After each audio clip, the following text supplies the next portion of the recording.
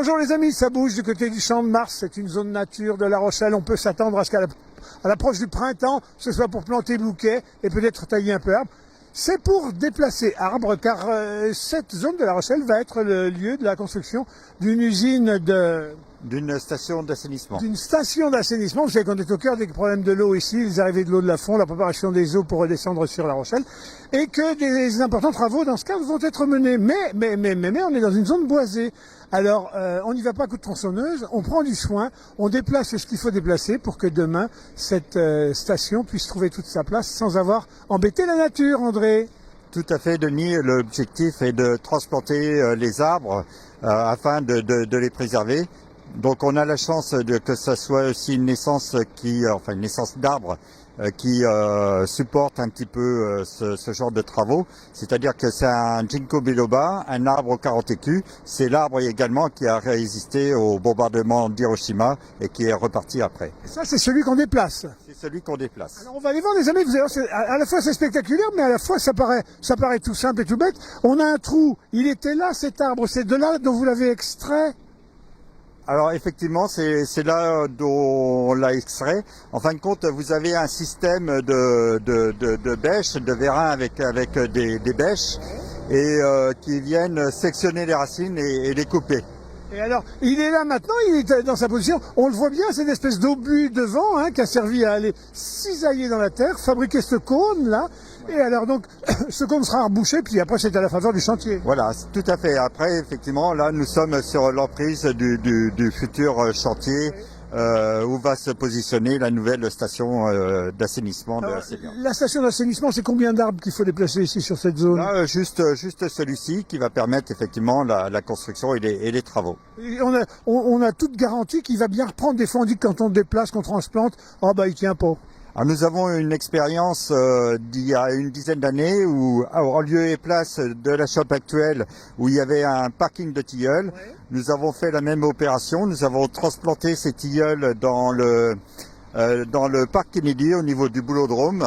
Et donc, effectivement, nous avons des résultats assez positifs. André, en ce moment, c'est le printemps, ça se prépare un peu partout. On plante, on coupe aussi, donc ça fait débat à chaque fois. Sauf qu'il pleut pas mal. Les chantiers sont pas faciles à venir, parce que je vois votre camion, là, il a l'air un peu embourbé. Il faut le tirer par un tractopelle.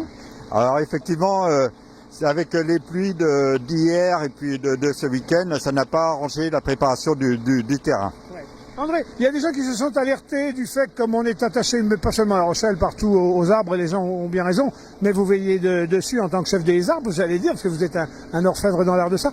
On parlait du Paulownia, alors il y a eu des faits qui ont circulé, il va être changé parce qu'il est un peu vieux, malade, il a ému cet arbre-là. Alors il est toujours en place, il restera encore en place pour un petit moment. Ouais. Effectivement, vu la cible public qui est au pied avec les restaurants, les animations estivales, etc. Il a été fait une expertise dont on attend encore les conclusions.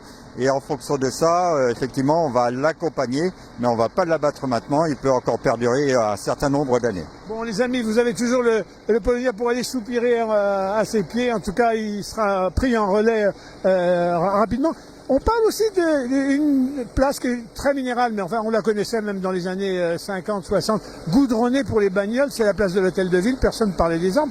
Et là, j'entends parler ce matin d'un arbre possible à la place de l'Hôtel de Ville. C'est du délire, c'est pour de vrai? Alors nous sommes en investigation effectivement pour planter un platane devant l'Hôtel de Ville. Ouais. Effectivement, tout dépendra des réseaux que nous allons trouver. Quand bien même nous avons fait une déclaration d'intention de travaux qui permet de voir ce qu'il y a dessous, c'est vraiment en creusant le trou de plantation qu'on va s'apercevoir des réseaux. Puisqu'effectivement, vous avez des réseaux qui ont été abandonnés, qui n'apparaissent plus sur les cartes. Je le disais, vous êtes un expert dans l'art de planter les arbres, mais à un moment où, avec le changement climatique, la végétation est plus la même, l'arrosage n'est plus le même, où c'est trop comme maintenant, où c'est pas assez l'été. On peut trouver des essences à la croisée de tous ces chemins pour réussir le coup et épouser le changement de climat? Alors, effectivement, nous étudions le réchauffement climatique et les essences qui s'y rapportent. Et de plus en plus, nous mettons des variétés méditerranéennes. Et on continue même cette année à varier ces espèces pour avoir d'autres arbres plutôt méditerranéens, plutôt du bassin méditerranéen. Donc l'essence que nous essayons beaucoup cette année, on l'a déjà fait sur le port, c'est le camphrier. Ah, le camphrier. Le camphrier, voilà. Donc c'est un peu l'essence de cette année, l'essence nouvelle qu'on implante. Et lui, le Jingo, il préfigure aussi un peu ces nouvelles essences, etc. ou pas? Non, c'est rustique, c'est là.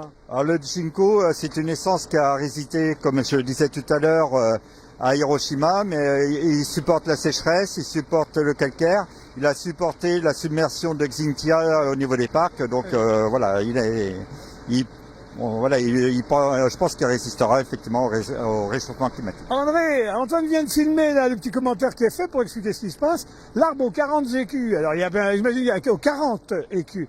J'imagine qu'il y a un paquet de gens qui disent quand les feuilles tombent, il tombe aussi des écus. Peut-être c'est quoi l'histoire? Alors c'est comme c'est indiqué sur le panneau d'information. Cet arbre a été payé 40 écus en importation. Et donc également à l'automne, puisqu'il a un feuillage qui est couleur jaune d'or. Vous avez un très bel alignement au niveau de l'avenue Coligny à La Rochelle. Et quand vous avez ce coloris jaune d'or ainsi qu'un plafond gris, c'est absolument magnifique.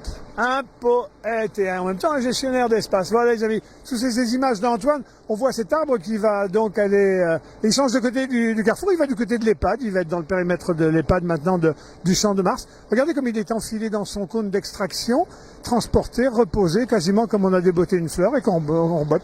Tout à fait, vu comme ça, c'est un arbre en pot, en conteneur. Voilà. Et puis on suivra les travaux de l'installation ici. De la station plus tard, oui, enfin. Voilà, de la station plus tard. Voilà. De traitement des eaux. Voilà, donc là, effectivement, nous sommes dans une phase préparatoire aux travaux. Voilà, en tout cas, il y a de l'agitation, les amis, vous avez toute l'explication maintenant. Mais on vous rencontre régulièrement, vous nous direz à l'approche du printemps ce qu'il faut qu'on coupe, comment on doit couper, parce que vous vous occupez aussi des jardins. Avec plaisir, Denis. Bon, à tout bientôt, les amis. Ça avance, et puis ça nature, ça herborise. À bientôt.